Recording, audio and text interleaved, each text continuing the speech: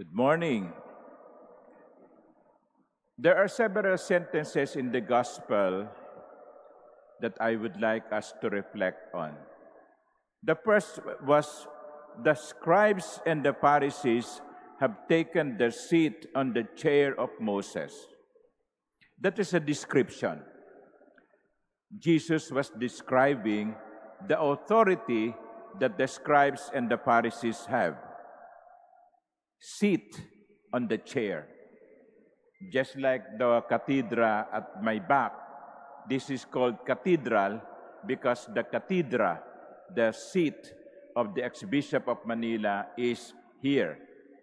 You don't call other churches in Manila cathedral. There is only one cathedral because there is only one cathedra. And so, Jesus honored, in a way, the seat of power, the seat of authority. Kaya nga, sabi ng Panginoon, yung mga yan, nakaupo sapagkat sila'y may kapangyarihan. And my dear brothers and sisters, if we look at it, many of us have seats of authority. We sit on chair. Parents, yung mga magulang na narito, you have authority over your children. The religious superior, the superior of the house, you have an authority. You sit in a way on a chair of authority. Priests, we sit on a chair when we celebrate because we have been given authority. The Archbishop of Manila, the Cardinal, is sitting on a chair. He is an authority. Our elected officials, they have authority over the people. So authority may either come by election or by appointment or even by birth. A baby born of kings and queens most likely will become successors and therefore they have authority. Authority, however, does not necessarily mean credibility. Kasi ang isang tao maaaring may authority, pero hindi ka panipaniwala. At yun ang gustong sabihin ng Panginoon sa susunod na pangungusap. For they preach, but they do not practice.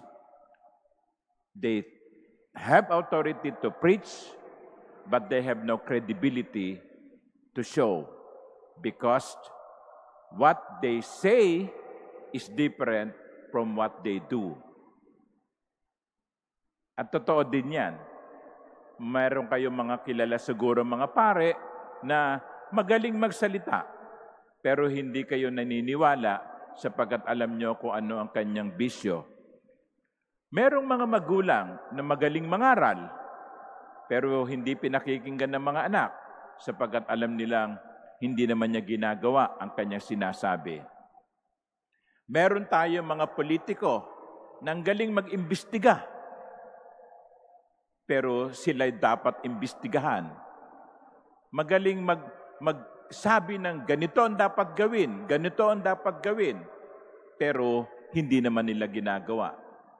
So, my dear brothers and sisters, Jesus is warning us, you may have the authority, but if you don't have the credibility, you are nothing.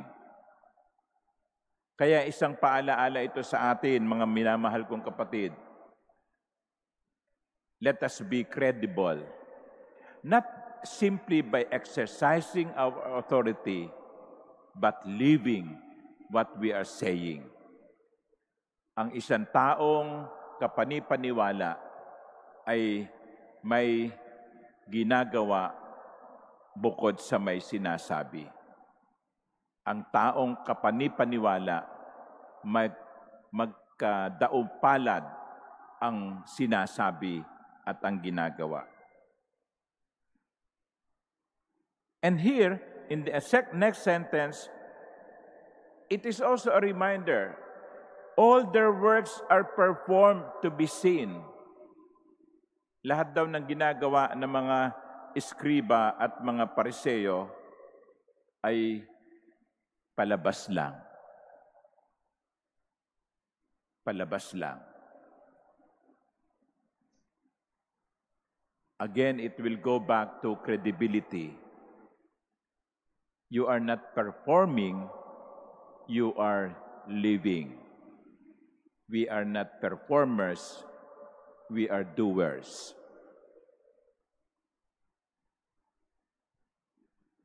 And then, sabi ng Panginoon sa bandang huli, the greatest among you must be your servant. So how do you measure greatness? How do you measure greatness? Not simply by having authority, but again, by being credible. And credibility is shown by service. Mga minamahal kong kapatid, ang ebanghelyo natin ay isang napakahalagang paalaala sa atin.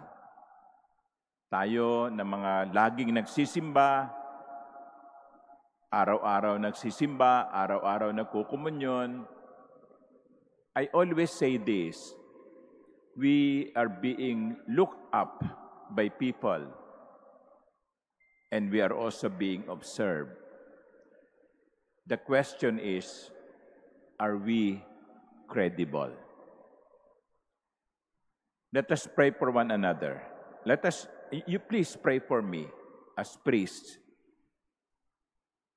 Pray for all those people with authority that they may always be credible. That I may always be kapani-paniwala. Amen.